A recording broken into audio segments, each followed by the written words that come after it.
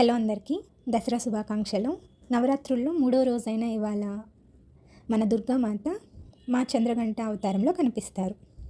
ఈ అవతారం ఎలా ధరించారో అన్నది దాని గురించి ఇప్పుడు చూద్దాము.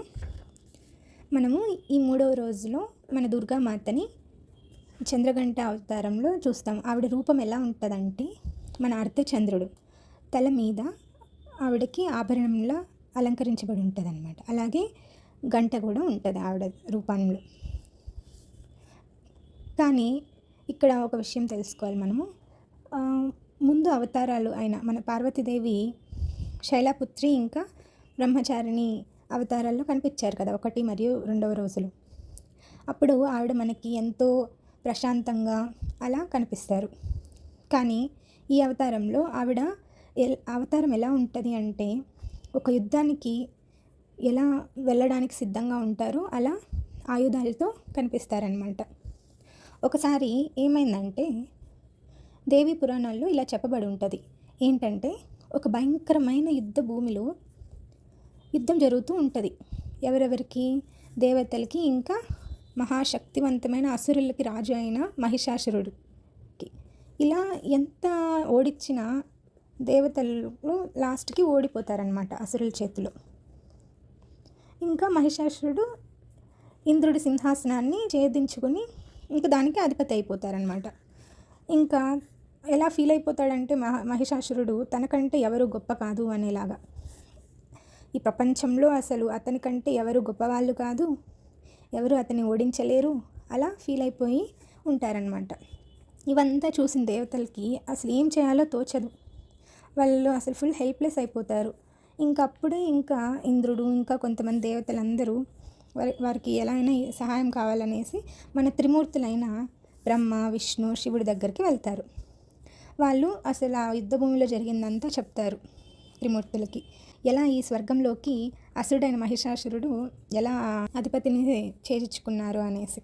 అవంతా వినిన తర్వాత మన త్రిమూర్తులు ఒక పవర్ఫుల్ ఎనర్జీని క్రియేట్ చేద్దాము, ఒక దేవతని, అది కూడా గాడెసెస్ని క్రియేట్ చేద్దామని డిసైడ్ అవుతారు. అలా ఆ దేవతకి 10 చేతులు, ఆ చేతుల్లో ఒక్కొక్క చేతికి ఒక్కొక్క శక్తివంతమైన అస్త్రాన్ని ఇవ్వాలని అనుకుంటారు. ఆ ఆయుధాలతోనే అతన్ని సంహరించాలి అనే ప్లాన్తో. సో అలా ఆ దేవతకి మన శివుడి నుంచి త్రిశూలము, ఇంకా మన విష్ణుమూర్తి నుంచి చక్రము, ఇంకా అలా వివిధ దేవతల నుంచి ఒక్కొక్కటి వస్తుంది.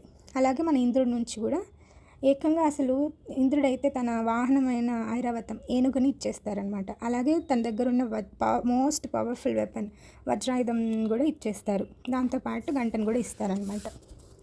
తర్వాత సూర్యుడు కూడా ఆ దేవతకి ఎంతో తన శక్తివంతమైన కిరణాలని ఇంకా గద కూడా ఇస్తారు. దాంతోపాటు మన దుర్గాదేవికి వాహనం కావాలి కదా, ఆ వాహనానికి సింహాన్ని ఇస్తారనమాట వాహనంగా.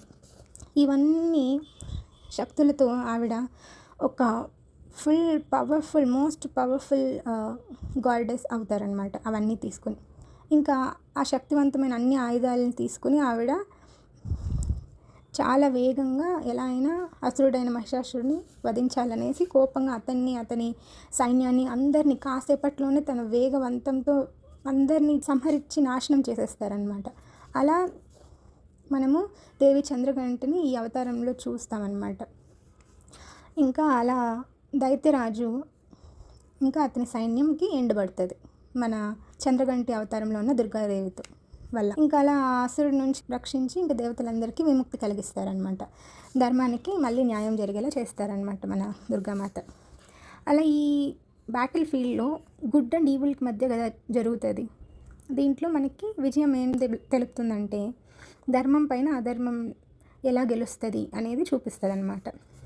అలా మనకి ఈ అవతారంలో మన చంద్రఘంట అమ్మవారు ఒక మోస్ట్ పవర్ఫుల్ ఇంకా ప్రొటెక్షన్కి సింబల్గా నిలుస్తారు ఈ అవతారంలో మన దుర్గామాత.